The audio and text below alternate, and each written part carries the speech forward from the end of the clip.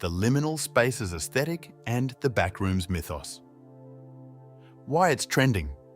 Liminal spaces, those empty, in-between places like vacant malls, endless hallways, or eerily quiet parking lots at 3 a.m., became a massive internet trend in the past few years. Google search interest for liminal spaces hit an all-time high in 2023, and image compilations titled "Strangely Familiar" have garnered millions of views. This trend overlaps with the viral Backrooms urban legend, the idea of knock-clipping out of reality into an infinite labyrinth of empty yellow rooms. The appeal is psychological. These images and stories evoke nostalgia, unease, and a sense of being on the threshold of another reality. Online communities on Reddit and TikTok have embraced the aesthetic, but it still feels underexplored in mainstream media due to its quirky, internet-born nature. Content gap.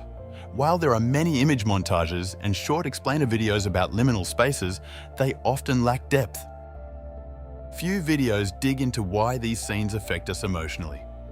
There's an opportunity to explore the psychology of liminal spaces, touching on concepts like uncanny familiarity, how environment affects mood, and even the connection to our collective pandemic experience.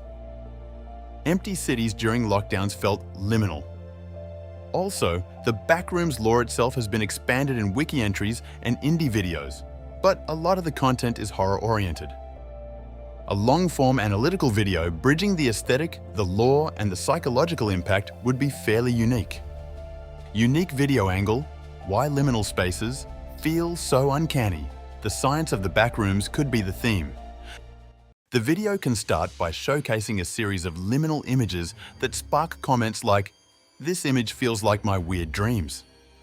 A narrator can explain that in 2020-2023, the liminal spaces concept went viral as a mood or aesthetic. Then dive into possible explanations.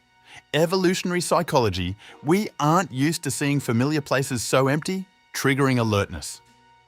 Memory and nostalgia, many liminal photos are from 80s-90s architecture, causing vague childhood recollections.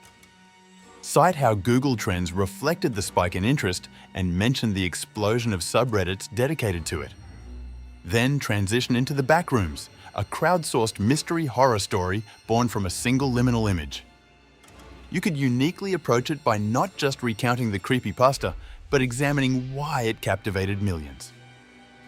Perhaps our brains like to fill in the blanks in these empty settings with imagined threats or creatures. Bring in a bit of neuropsychology about pattern recognition and fear of the unknown.